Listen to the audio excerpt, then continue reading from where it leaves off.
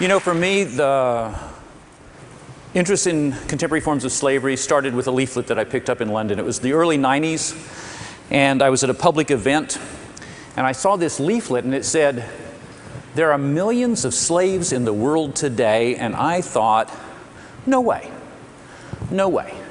And I'm going to admit to hubris, because I'm going to admit to you, I also thought, how can I be like a hotshot young full professor who teaches human rights and not know this, so it can't be true?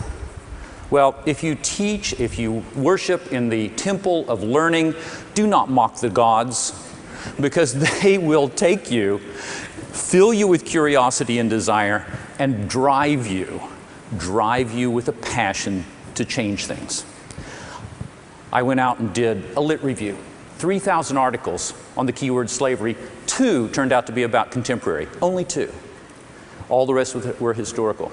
There were press pieces, and they were full of outrage. They were full of speculation. They were anecdotal. No solid information. So I began to do a research project of my own. I went to 5 countries around the world. I looked at slaves, I met slaveholders, and I looked very deeply into slave-based businesses, because this is an economic crime. People do not enslave people to be mean to them. They do it to make a profit.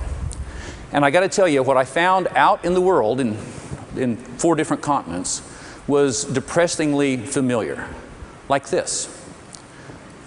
Agricultural workers in Africa, whipped and beaten, showing us how they were beaten in the fields before they escaped from slavery and met up with our film crew.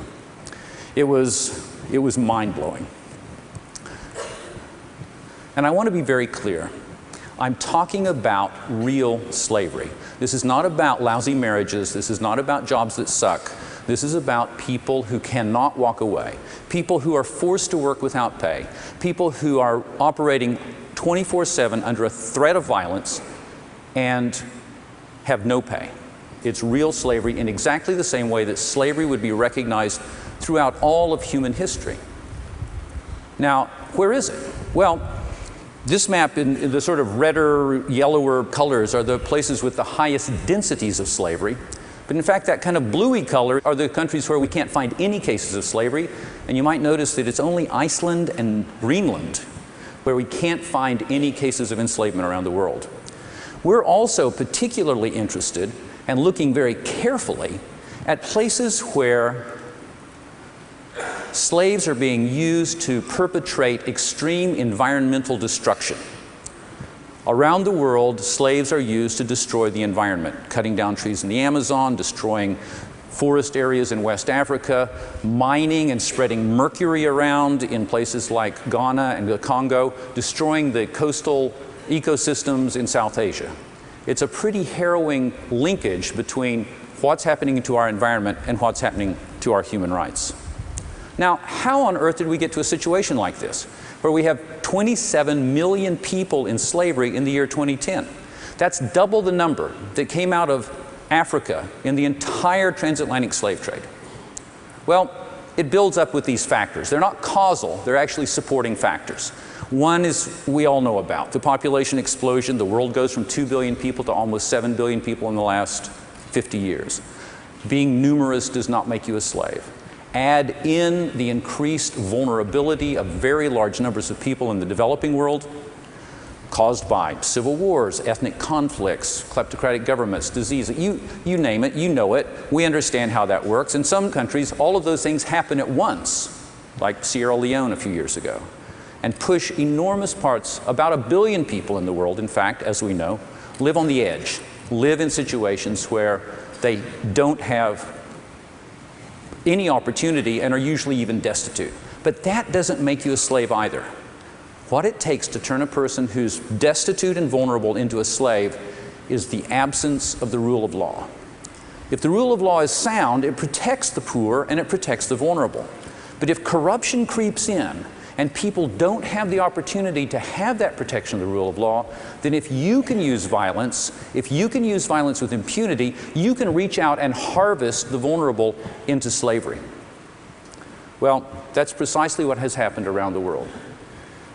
Though, for a lot of people, the way they come into slavery today, the people who step into slavery today don't usually get kidnapped or knocked over the head. They come into slavery because someone's asked them this question. All around the world, I've been told an almost identical story. People say, I was home, someone came into our village, they stood up in the back of a truck, they said, I've got jobs, who needs a job? And they did exactly what you or I would do in the same situation. They said, that guy looked sketchy. I was suspicious, but my children were hungry. We needed medicine. I knew I had to do anything I could to earn some money to support the people I care about. They climb into the back of the truck, they go off with the person who recruits them. 10 miles, 100 miles, 1,000 miles later, they find themselves in dirty, dangerous, demeaning work. They take it for a little while, but when they try to leave, bang, the hammer comes down and they discover they're enslaved. Now, that kind of slavery is, again, pretty much what slavery's been through all human history. But there is one thing that's particularly remarkable and novel about slavery today, and that is a complete collapse in the price of human beings. Expensive in the past, dirt cheap now. Even the business programs have started picking up on this. I just want to share a little clip for you. Okay, lively discussion guaranteed here as always as we get macro and talk commodities. Continuing here in the studio with our guest Michael O'Donoghue, Head of Commodities at Four Continents Capital Management. And we're also joined by Brent Lawson from Lawson Frisk Securities. Happy to be here. Good to have you with us, Brent. Now, gentlemen, Brent, where's your money going this year? Well, Daphne, we've been going short on gas and oil recently and casting our net just a little bit wider. We really like the human being story a lot. If you look at a long-term chart, prices are at historical lows, and yet global demand for forced labor is still real strong. So that's a scenario that we think we should be capitalizing on. Michael, what's your take on the people story? Are you interested? Well, definitely. Non-voluntary labour's greatest advantage as an asset is the endless supply. We're not about to run out of people. No other commodity has that. Daphne, if I may draw your attention to one thing, that is that private equity has been sniffing around, and that tells me that this market is about to explode. Africans and Indians, as usual, South Americans, and Eastern Europeans in particular are on our buy list. Interesting. Michael, bottom line, what's your recommend? We're recommending to our clients a buy and hold strategy. There's no need to play the market. There's a lot of vulnerable people out there. It's very exciting. Exciting stuff indeed. Gentlemen, thank you very much. Okay, you figured it out. That's a spoof. Though I enjoyed watching your jaws drop, drop, drop until you got it. MTV Europe worked with us and made that spoof, and they've been slipping it in between music videos without any introduction, which I think is kind of fun. Here's the reality. The price of human beings across the last 40,000 years in today's money has averaged about $40,000. Capital purchase items. You can see that the lines cross when the population explodes. The average price of a human being today around the world is about $90. They're more expensive in places like North America. Slaves cost between $3,000 to $8,000 in North America, but I could take you places in India or Nepal where human beings can be acquired for $5 or $10. The key here is that people have ceased to be that capital purchase item and become like styrofoam cups. You buy them cheaply, you use them, you crumple them up, and then when you're done with them, you just throw them away. These young boys are in Nepal. They are basically the transport system on a quarry run by a slaveholder. There are no roads there, so they carry loads of stone on their backs, often of their own weight, up and down the Himalaya mountains. One of their mothers said to us, you know, we can't survive here, but we can't even seem to die either. It's a horrible situation, and if there's anything that makes me feel very positive about this, it's that there are also, in addition to young men like this who are still enslaved, there are ex-slaves who are now working to free others. Or we say, Frederick Douglass is in the house. I don't know if you've ever had a daydream about, wow, what would it be like to meet Harriet Tubman? What would it be like to meet Frederick Douglass? I've got to say, one of the most exciting parts about my job is that I get to. And I want to introduce you to one of those. His name is James Kofi Annan. He was a slave child in Ghana, enslaved in the fishing industry. And he now, after escape and building a new life, has formed an organization that we work closely with to go back and get people out of slavery. This is not James, this is one of the kids that he works with. He was hit with a paddle, you know, in the hair. And this reminds me of my childhood when I used to work here. James and our country director in Ghana, Emmanuel Otto, are now receiving regular death threats because the two of them managed to get convictions and imprisonment for 3 human traffickers for the very first time in Ghana for enslaving people from the fishing industry, or enslaving children. Now, everything I've been telling you, I admit, is pretty disheartening, but there's actually a very positive side to this, and that is this. The 27 million people who are in slavery today, that's a lot of people, but it's also the smallest fraction of the global population to ever be in slavery. And likewise, the $40 billion that they generate into the global economy each year is the tiniest proportion of the global economy to ever be represented by slave labor. Slavery, illegal in every country, has been pushed to the edges of our global society. And in a way, without us even noticing, has ended up standing on the precipice of its own extinction, waiting for us to give it a big boot and knock it over and get rid of it. And it can be done. Now, if we do that, if we put the resources and the focus to it, what does it actually cost to get people out of slavery? Well, first, before I even tell you the cost, I gotta be absolutely clear. We do not buy people out of slavery. Buying people out of slavery is like paying a burglar to get your television back. It's abetting a crime. Liberation, however, costs some money. Liberation, and more importantly, all the work that comes after liberation. It's not an event, it's a process. It's about helping people to build lives of dignity, stability, economic autonomy, citizenship. Well, amazingly, in places like India, where costs are very low, that family, that 3-generation family that you see there, who were in hereditary slavery. So the granddad there was born a baby into slavery, but the total cost, amortized across the rest of the work, was about $150 to bring that family out of slavery and then take them through a 2-year process to build a stable life of citizenship and education. A boy in Ghana rescued from fishing and slavery, about $400. In the United States, North America, much more expensive, legal costs, medical costs. We understand that, it's expensive here, about $30,000. But most of the people in the world in slavery live in those places where the costs are lowest. And in fact, the global average is about what it is for Ghana.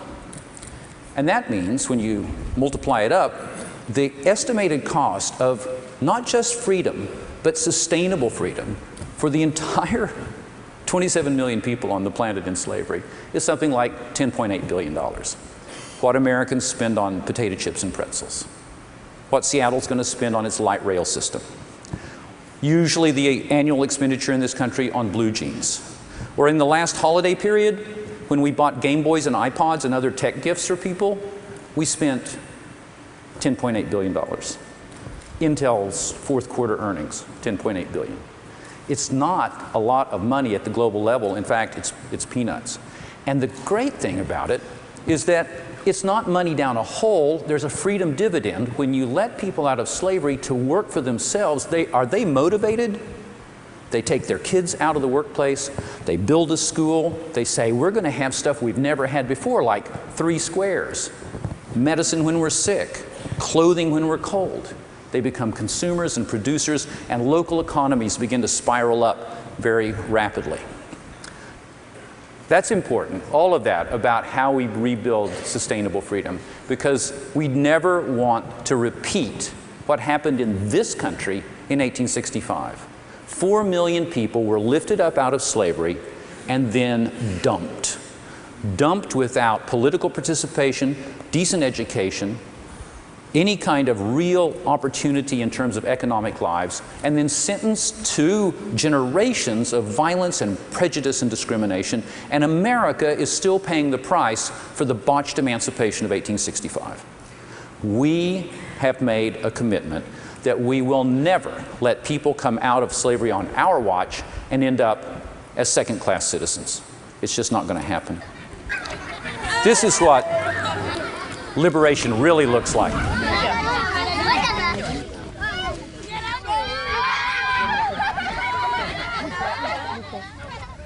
Children rescued from slavery in the fishing industry in Ghana, reunited with their parents, and then taken with the parents back to their villages to rebuild their economic well-being so that they become slave-proof, absolutely unenslavable.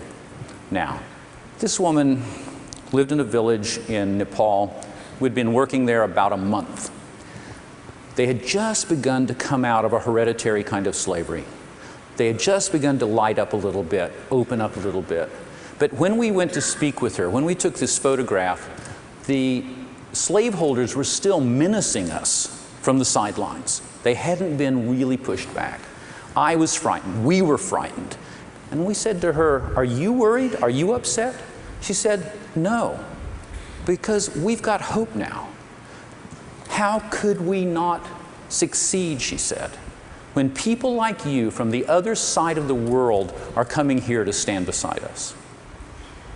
Okay, we have to ask ourselves, are we willing to live in a world with slavery? If we don't take action, we just leave ourselves open to have someone else jerk the strings that tie us to slavery in the products we buy and in our government policies. And yet, if there's one thing that every human being can agree on, I think it's that slavery should end. And if there's a fundamental violation of our human dignity that we would all say is horrific, it's slavery. And we've got to say, well, what good is all of our intellectual and political and economic power, and I'm really thinking intellectual power in this room, if we can't use it to bring slavery to an end? I think there's enough intellectual power in this room to bring slavery to an end. And you know what? If we can't do that, if we can't use our intellectual power to end slavery, there's one last question. Are we truly free? Okay, thank you so much.